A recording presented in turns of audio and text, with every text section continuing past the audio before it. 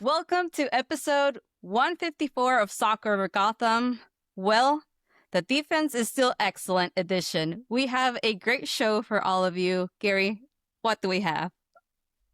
The defense is still excellent. Gotham played a game, and it's best described as, well, it's better than Wednesday.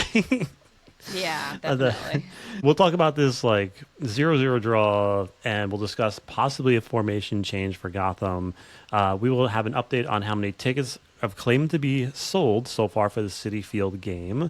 We have a lot of fan thoughts on this one as well. We're going to do a tactical breakdown of the Orlando Gotham game as best we can. And then we'll talk about our next opponent, which is KC, a rematch of the quarterfinals. And both teams are slow out of the gates, just like Orlando is. So it's going to be an interesting one to break down. But first, Ruby, good to have you back. Good to hear your voice. How are you? Good. Well, I was telling you my car trouble, so I'm going through that. Not fun at all, but I'm glad I'm back. Yeah, just like you, busy.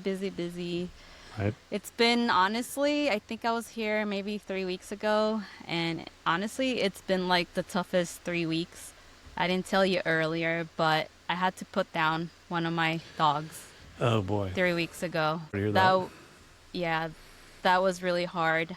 It's still not okay. I'm trying to be, but honestly, you don't realize how like a pet, a dog, a cat, whatever, become like big part of your family, of your household. I don't have kids, but my dogs are like my kids. It's been a tough few weeks for me. Yeah. Been through that. Not fun. Yeah.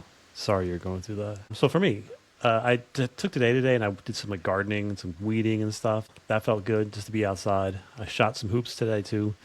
That was good, just to be outside. I shoot hoops by myself in like a park where I don't think anybody can see me because it's bad. But I'm learning. I'm a soccer player. I'm not used to shooting basketballs, but like I'm trying. I looked up on YouTube like how to shoot a basketball, and I was like, okay, maybe I can do this. It's bad right now. Dude, I don't think I've touched a basketball since I was a little kid.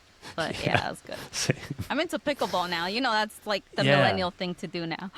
No doubt. But Ruby, since you've been away for a little bit, do you have anything that you want to just get off your chest? Say any thoughts on anything related to the team, the jersey, anything? Gosh, the jersey, it's actually looking nice. At first, I wasn't a big fan of the new jersey, but then I was like, okay, I see they want to like bring back the orange with the sky blue. And that's cool. But then I saw them wearing it at a game, and I was like, okay, it's growing on me. I'm liking the New Jersey. I guess it's just growing on me. Now, on thoughts on how the team has been performing, it's a little underwhelming, honestly. Like, we started strong. I was like, okay, like we got a W, we got a win. Okay, they're good. And then it's kind of like going downhill. Hopefully, it's only up from here. Yeah, and we got some injuries that we have to take care of and things like that. But yeah, it's been definitely underwhelming. As far as Over Gotham Sports is concerned, I don't know what to call this now, this section of the podcast where I talk about the women's sports around the area. But there's some big news today dropped on my way home, which is the Liberty players the core is staying put. Brianna Stewart and Sabrina Ionescu is both announced they will re-sign with the team when free agency begins. That's exciting to keep that team together. We love rooting for them, love watching them play. There's that. On the Sirens, they are on the outside looking in. They are not far away. They are about 6 points out of a playoff spot, and they got a couple games to go. They are playing at MSG, to a sold-out MSG on the 4th. Good for them. Wow. They just put their top scorer on like an injured reserve kind of thing, which that's not good. But let's root for them and get them over the hump, get them to their first playoffs there. Another team trying to catch the playoffs is Brooklyn. A little bit farther. They're a little far behind the Sirens are as far as catching the playoffs. A couple of games left. I think they're 7 points behind the playoff line with 6 games remaining. The good news is they have back-to-back home games on April 12th and April 25th against Dallas, who's in the last playoff spot. But that also means they have to win at home, which they've had trouble doing. On news for Gotham, graphic says 10,000 tickets for Queens July 15th versus Washington Spirit. That's pretty exciting. 10,000 already. Yeah. I wish I could go. It's just a Wednesday night. 2 hours and Ah. 15 minutes away from me. No, Yeah, it's a not little happening. tough.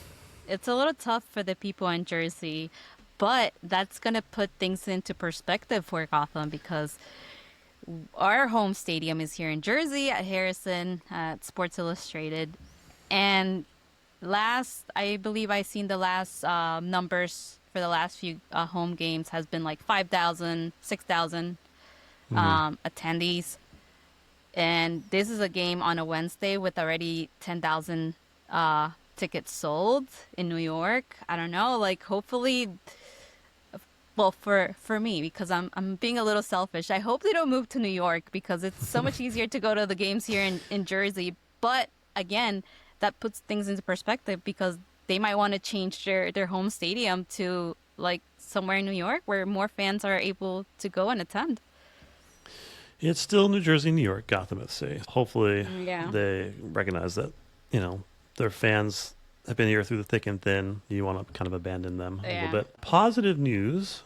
U.S. Women's National Team April camp has been decided. Tierna, Rose, Lily, Jaedyn, and Emily Sonnet all going to the U.S. Women's National Team camp in April. After our next game, we do have a break, which is good.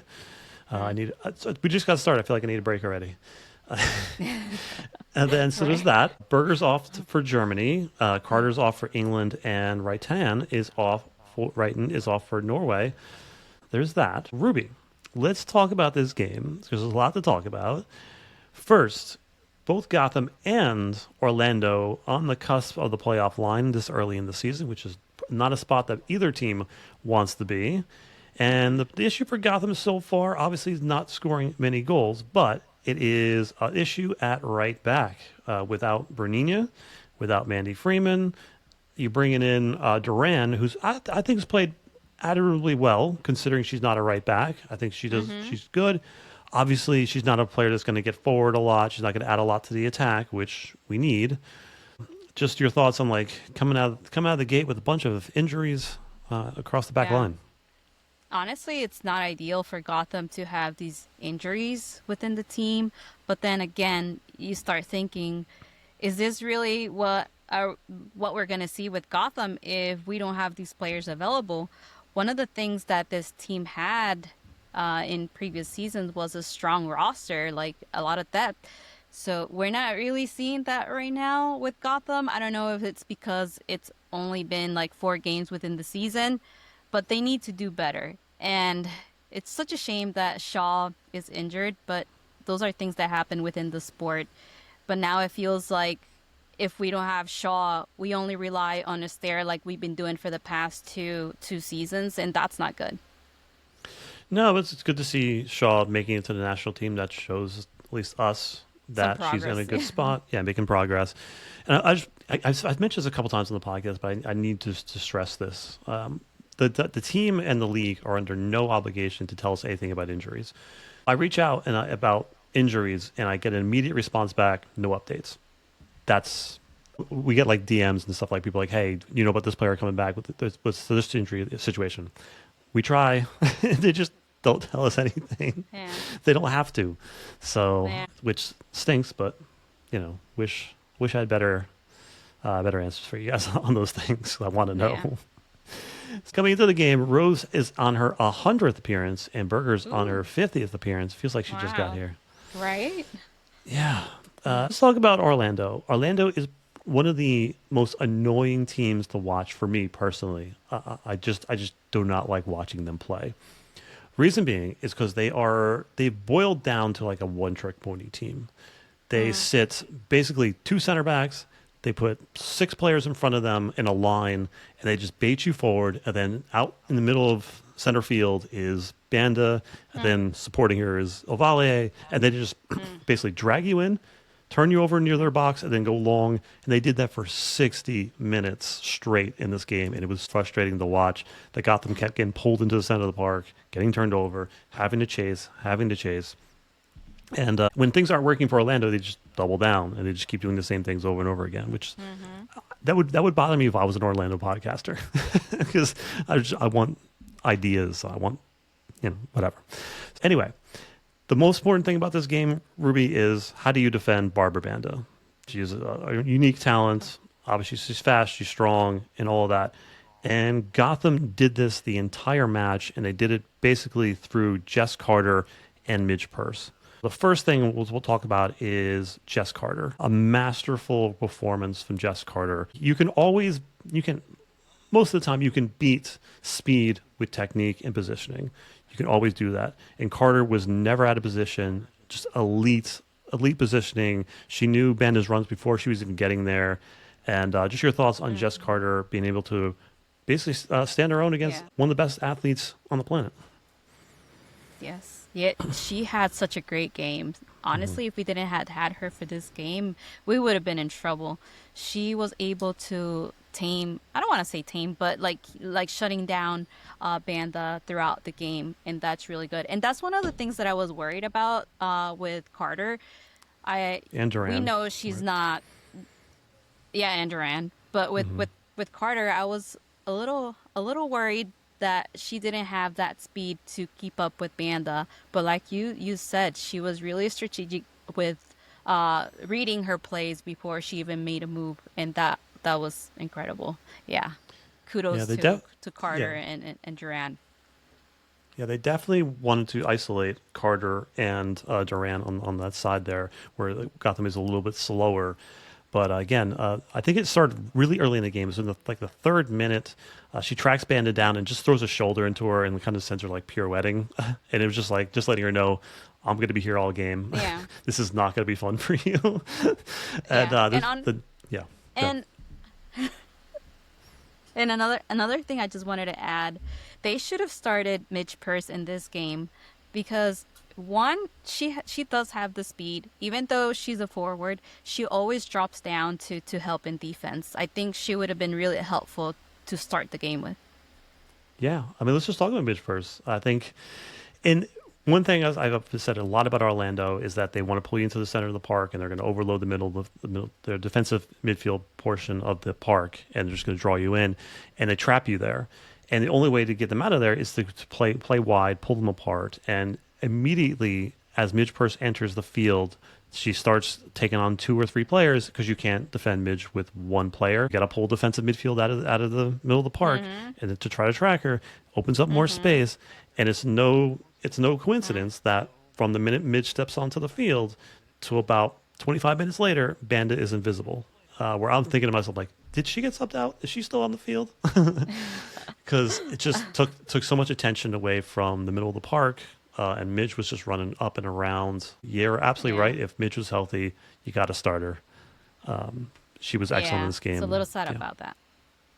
And she also made some really nice crosses in the second half when she was playing, but there was no one there to finish off those crosses. It was a shame. Yeah. And then 9, I think, of the 11 corners were earned after I think Midge enters onto the pitch. Wow. So, yeah, she likes to go all the way to the line. She crosses the ball. If she doesn't have a successful cross, it definitely bounces on a defender, and that's how she gets those corners. Yeah, good on the entire defense. Banda only touched the ball 26 times in this match, which is pretty much a low for her. 6 touches inside the box, only 1 of 5 successful dribbles. Just a well-done defensive side from Howell to Sonnet to Carter to Duran. Excellent all the way down. And this is something I wanted to talk to you about, Ruby, because I just don't know how you feel about this particular player. And it seems to be giving everybody some mixed results and some mixed feelings.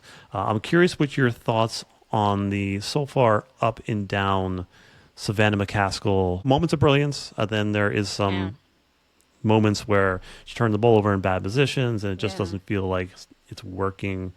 Would you rather see Szczepanski back in that position that she played so well in during the final? I want to give her some grace because first, it's the beginning of the season.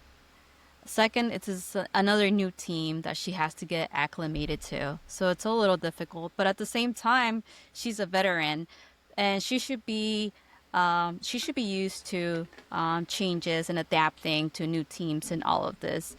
So I also feel like hot and cold with her. I also feel that way because in some games she does incredible, and in some other games you're kind of like wondering, what are you doing? So I'm still a little hot and cold with her. I want to see her in a couple more games to give like, I guess more detailed opinion about this. But yeah, I think she will be good with the team, but it's not looking like it so far. I'll give it a couple more games. Yeah, I do see improvements every single game that she's out there. And this is also a player that has played a lot of different positions, been put in a lot of different Yeah. things for coaches. So having her settle into one position is good. And I think over time, I think it's going to get better and better.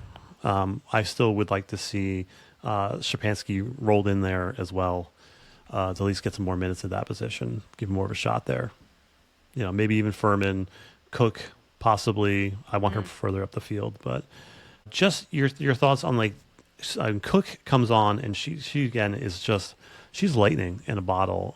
Again, getting used to the physical side of the NWSL, but she looks like she is dangerous. She's creating chances. She's breaking ankles. I think she's going to be a special player. I'm not sure if I want her that deep in the field, but I would like to see her a little more often. Yeah, she looks like she's improving with every game. We pretty much only saw her last year with the CONCACAF competitions, and but now this season I'm seeing something different in her. She's improving, definitely improving. Would like to see her more minutes too. Yes, I totally agree with you. The last thing I want to talk about is obviously the team is having some issues scoring goals, which is plain and obvious. I think the positives here are that Jaedyn Shaw is going to be making her way back, and the team did pick up scoring as soon as she entered the team last season. We also have Reitan, a world-class left-footed player, which the team has not had since Amros has joined this team. I think there's some positive things to look forward to that we don't need to look outside because I still think the players coming in that are going to be able to bring in some final balls, all that stuff. And then what I really wanted to talk to you about, Ruby, was thought I had. I think Gotham is looking at a tactical shift here because I don't know how to get Tierna Davidson, Emily Sonnet, and Jess Carter on the field at the same time. And I think Jess Carter and Sonnet have been lights out. And then now Tierna is coming back in. Unless you're pushing Tierna to an outside back position, like what do? They all need minutes. They're all going to be with the national team. Tierna's back with the national team. Amazing. But maybe a switch to a three-back formation can get Lily, and when Bernini returns, higher up the field to create that width. That might be a spark for this team to start scoring goals again. I was giving your thoughts on that possibility. Oof. I mean, there's a lot of possibilities with this team because they have a lot of talented players. Have they gelled yet? No, they haven't. But it just feels like the story that keeps on going with Gotham. They have all these great players. They just haven't been able to make them connect and have chemistry on the field. We do have elite players. And at the moment, I don't feel like Gotham is playing like a champion at the moment. And it's tough to see because I want to see them do better. They have so many great players in this roster. I don't know what's going to take to see all those players on the field at the same time, but that's going to be a fun game to watch. Yeah, no doubt. I think it may work, and it may be just something to try. We've been a 4-3-3 team pretty much throughout Amros' tenure, but you gotta go with your best players, and if those three have to be on the field, they might have to do that.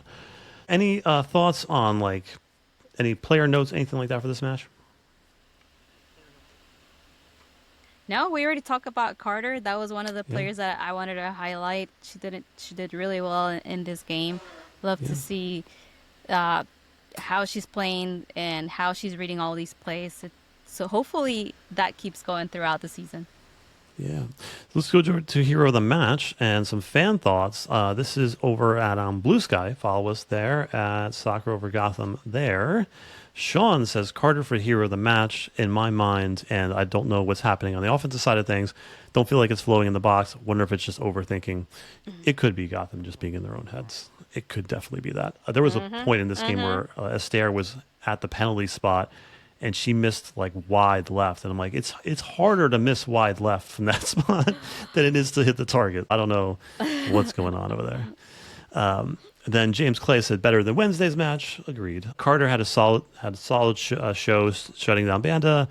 Still scoring woes continue. No connectivity in the final third. No Shaw, no party.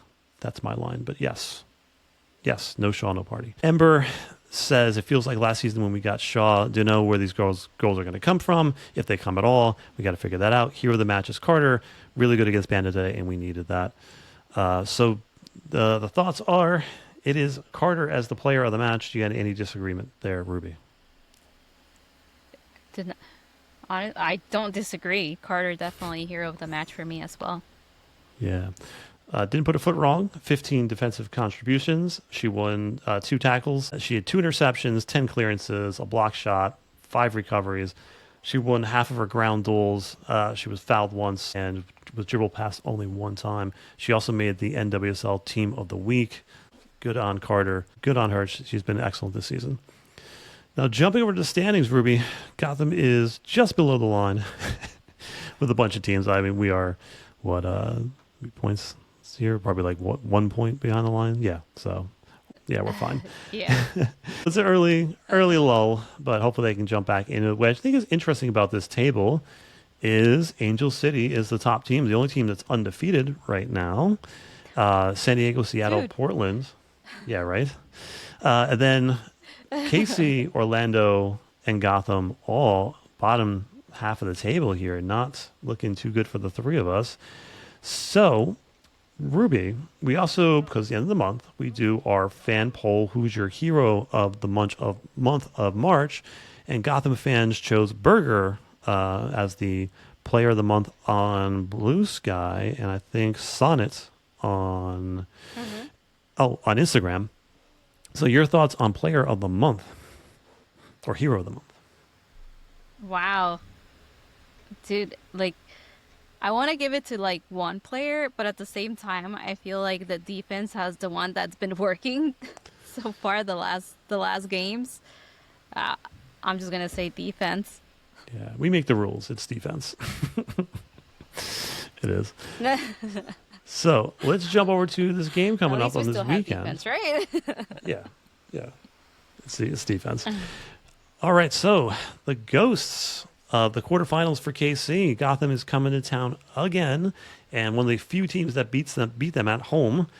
And they had lost 3 games last season in total, and they have lost 3 games in 1 week coming into this game. So that is a new spot for them. They have a new coach, which is like that. All right, so my thing about KC, I've always said this about KC, always, that I never thought they had a soccer brain in their front office, right? Like Gotham has a soccer brain in their front office, and it's Yael Averbutch. She knows the game, she knows the players, she knows what she wants to do, and she listens to the coach, and they make stuff happen. In KC, I feel like they don't have a soccer brain in their back office, and they just buy players for the sake of buying players. And they got lucky last season with Vlatko, because Vlatko is a national team coach, and his like your job as a national team coach is to get players who don't necessarily play well together and make them fit, get them playing just cohesive soccer, and their talent won them out, right? This season, one of the craziest things that I still can't believe this happened, they moved Vlatko back into the back office, right? Then, like, Vlatko has connections. He's a national team coach. He knows everybody. To not include him in the choice for getting a new head coach is wild to me. Like, how did he not get to choose his replacement coach? I don't know. And then one of the owners of KC calls Jesse Marsh, who was a former Red Bull coach and now is a Canadian national team coach. And he's like, do you know anybody who's available? He goes, yeah, my friend Chris could do it. He's like, okay, bring him on. We'll hire him. It's like, what kind of process is that? Not like Chris has coached at the college level. He's coached as for Red Bull for a little bit. He coached at Manchester United, but he's never like coached at this level with a women's team. And I just don't get it. All indications are that he's a really nice guy, but doesn't make any sense to me. It doesn't make sense, like you say. Like, it's supposed to have a process to get a coach, and now it just feels like it depends who you know. That's how Hmm. you get the job. And I don't want that to be what the NWSL is known for. And so far, I don't see KC like winning a shield this year. Hmm. It's Yeah, it's I agree with you. it's pretty That's crazy, honestly. I don't even know what to say because this situation is crazy that you've seen the decline of the team so far, and it's only been 4 games. When I saw they got defeated already in I think it was the first 3 games or the first 2 games of the season, I was like, wow, the streak didn't go too far this year. yeah. I don't want to like talk trash, but like they lost to Chicago, who hasn't looked competitive in any game this season. Yeah, So I mean, now yeah, it I was know it's probably Chicago. going to come back to bite me for saying that, but yeah, I know we haven't played Chicago yet. yeah. It used to be their strength. It was their midfield, and I think Gotham should be able to run wild on the midfield this weekend. Hopefully they do and start scoring again because yeah, we need that. So, Ruby, any manifestations for this match coming up?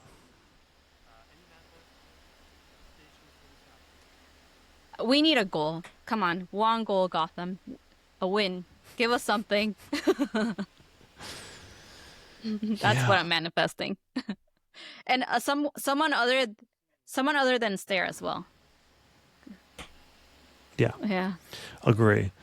I just want to two see goals. Okay. two less people on the injury report. I want to see two reinforcements brought in, whether it's Reitan, whether it is Jaedyn Shaw coming back. I want to see two introductions to this team this weekend. We'll see what happens. Any random thoughts before we go?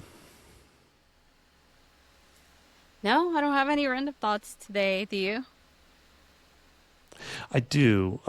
Just because, like, I had a breakthrough with my little, which I just wanted to really quick mention. I do the Big Brother program. And you know the question of, Mm-hmm. like, what do you want to be when you grow up, right? It's the dumbest question in the world because it's so open-ended, Mm-hmm. it's so broad, and it doesn't mean anything to a Yeah. young kid to, like, whatever. It doesn't mean anything. So I was watching the one of the Olympic skiers, Eileen Gu, I think her name is, and she said that when she was younger, she used to write down in a journal, what kind of person would I want to be proud of in 5 years?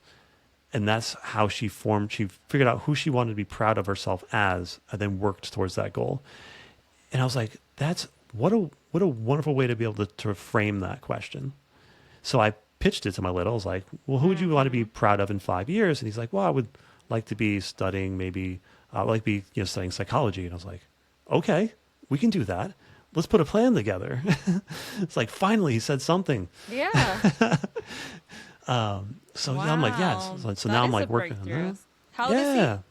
He's 15. Okay. So Ooh, yeah, okay. Yeah. it's a good age. 15. That's Yeah, I know. Driving soon. yeah. It's a good age to start, honestly. Yeah. So it's Oof. like, in order Yes. to do High that, school. yeah, you got to get to college to do that, and to do that, you got to make better grades, and to do that, you got to do this, and it's like, okay, now we can like plan and plot and push together, and like, yeah. So that was interesting. So I'm proud of Nice. myself for working that out. Yeah. That is awesome, honestly. And I've been thinking about journaling as well. Like I Hmm. just feel like sometimes you just need to let your thoughts out. And yeah, I wanted to start that too. So I think this is a sign I should start. There you go. Yeah. Yeah. Maybe I should too. Add one more thing to the things I need to do. But yeah, yeah, I should do that too. Oh. But yeah. So I mean, we everybody, can start small, yeah, at least once a week. true.